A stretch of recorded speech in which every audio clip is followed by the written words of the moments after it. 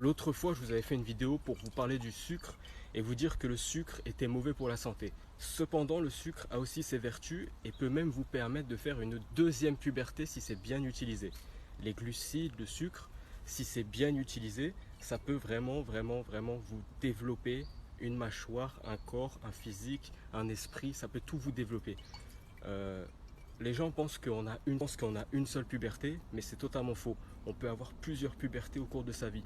C'est-à-dire que si tu manges que de la merde dans ta vie, oui, tu vas avoir une seule puberté. Mais si tu manges bien tout au long de ta vie, ton visage va changer, ton corps va changer, des poils vont se développer au fur et à mesure de ta vie. En fait, on est toujours en croissance selon notre alimentation, notre sport, selon comment on bouge et selon comment on s'alimente. On va avoir de plus en plus d'évolution au cours de notre vie. Donc comment utiliser le sucre correctement? Déjà de une, le sucre, il faut savoir que ça spike votre dopamine. Ça veut dire que sans rien faire, juste en consommant du sucre, vous allez avoir votre système dopaminergique qui est trigger. Ça veut dire que vous allez d'un coup avoir du plaisir et ça va vous niquer votre motivation. Parce que la dopamine, ce n'est pas l'hormone du plaisir, c'est le système dopaminergique, c'est l'hormone de l'anticipation du plaisir. Sauf que là, vous vous réveillez le matin, et la première chose que vous allez faire, c'est manger du sucre. Déjà, si le matin, vous vous réveillez et que la première chose à laquelle vous pensez, c'est de manger du sucre, votre cerveau, il est déjà niqué. Donc, quelle est la solution? C'est que quand vous mangez, vous priorisez toujours vos protéines en premier, ensuite vos graisses, protéines, graisses, ensuite glucides et à la fin sucre. Le sucre en dessert. Ça fait un peu, le mec qui fait les trucs comme tout le monde, machin, sucre en dernier. Mais je peux vous assurer que ça change toute la donne sur votre système dopaminergique. Ensuite de deux, le type de sucre. Ne mangez pas de sucre industriel. Prenez du muscovado, prenez du rapadura. Je ne sais pas si je l'ai bien dit. Muscovado, rapadura. Prenez du muscovado ou du rapadura. Ou du sucre de sève de coco. Mais ça, beaucoup moins, plus petite quantité parce que ce n'est pas du sucre complet qui est encore sa mélasse. Prenez ce type de sucre et mangez-le à la main. À la main, pourquoi? Parce que les mains, elles ont des terminaisons nerveuses et ça permet d'envoyer un message à votre cerveau comme quoi, vous avez bien mangé, que c'est bon, vous avez la satiété. Pareil pour la mastication, pareil pour beaucoup de choses. C'est comme manger 100 grammes de viande. Si vous mangez 100 grammes de viande hachée, ce ne sera pas pareil que si vous mangez 100 grammes de grosse viande bien dure à mâcher. Parce que quand vous mâchez, vous envoyez un message à votre cerveau, vous envoyez un message à votre système nerveux et vos neurotransmetteurs pour dire que tiens, j'ai mâché pendant 10-15 minutes un aliment solide, ça va arriver dans le corps, donc voilà, du coup le corps se prépare encore plus, et donc vous êtes plus en satiété, et donc vous n'allez plus avoir faim parce que vous avez suffisamment mâché, donc vous avez suffisamment envoyé de messages à votre cerveau, et donc votre cerveau envoie le message que c'est bon, on a bien mangé, parce qu'il a bien senti ce qu'il y avait dans la bouche. Mais si vous avalez les choses avec des cuillères, des grosses doses d'un coup, votre cerveau n'a pas le temps de capter ce qui se passe. Si vous envoyez des grosses doses de nourriture d'un coup dans votre corps, votre cerveau n'a pas le temps de savoir ce qui se passe et n'a pas le temps d'envoyer un message à votre cerveau pour dire que nous sommes rassasiés. Voilà. Donc pourquoi le muscovado et le rapadura? Parce que ce sont des sucres complets qui contiennent tous les micronutriments qu'il faut. 8 personnes pour tout couper, récolter et charger.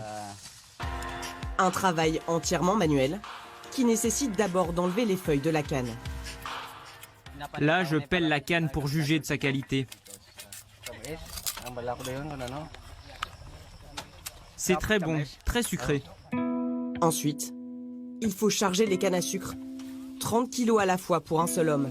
Il faut 100 tonnes de canne pour produire 80 kg de sucre. Elle est d'abord pré-découpée en petits morceaux. Donc il y a 2 étapes de découpage avec 2 couteaux. Et ensuite, elle passe dans les meules afin d'extraire le jus. C'est l'étape du milling. Donc l'objectif, c'est que le sirop ne s'endurcisse jamais. Et donc il faut être en constant mouvement pour obtenir une poudre sèche. Ce sucre, non raffiné, a subi très peu d'étapes de transformation, contrairement au sucre blanc. Il n'y a pas eu d'étape de centrifugation. C'est-à-dire qu'il n'y a pas eu de séparation du saccharose de la mélasse. Le sucre, il est complet. Le degré de Brix, 19,4. C'est très élevé. C'est le taux de sucre. C'est une bonne qualité. Ce sucre est transformé de manière naturelle. On n'utilise pas de produits chimiques. Donc il est très sain parce que tous les nutriments de la canne sont toujours contenus dans le produit. le sucre, certes j'ai dit que c'était mauvais, mais le sucre c'est aussi un gros game changer. Ça vous spike l'insuline, ça vous blinde de sucre, donc de calories, ça vous blinde de nutriments. Le sucre, ça permet de mieux digérer d'autres aliments, d'autres nutriments qui sont à côté dans votre alimentation, parce que du coup votre corps il n'a pas besoin d'utiliser toutes ces choses pour le maintien de votre corps, puisque le sucre va faire ce travail à la place. Ça veut dire que le sucre va faire le travail de maintenir votre corps. Du coup le reste que vous allez manger va être utilisé pour la construction de votre corps plus que pour le maintien et la survie de votre corps. Donc voilà, je vais pas faire une vidéo plus longue que ça, sinon ça va être chiant pour vous. Mais du coup, résumé de la vidéo, ce que vous faites, c'est que déjà vous ne sautez pas sur le sucre le matin. Le matin, vous ne pensez pas au sucre. Si vous pensez au sucre, c'est que votre système dopamine il est fucked up. Il va falloir que vous canalisiez, que vous laissez votre système dopaminergique se reset. Normalement, on est censé vouloir des protéines. C'est la seule chose qu'on est censé vouloir chercher dès le matin. Dès le matin, la chose que vous voulez, normalement, en priorité, c'est de la viande. C'est de la viande. Si vous avez du sucre et de la viande et que vous sautez sur le sucre, c'est que votre cerveau il est fucked up.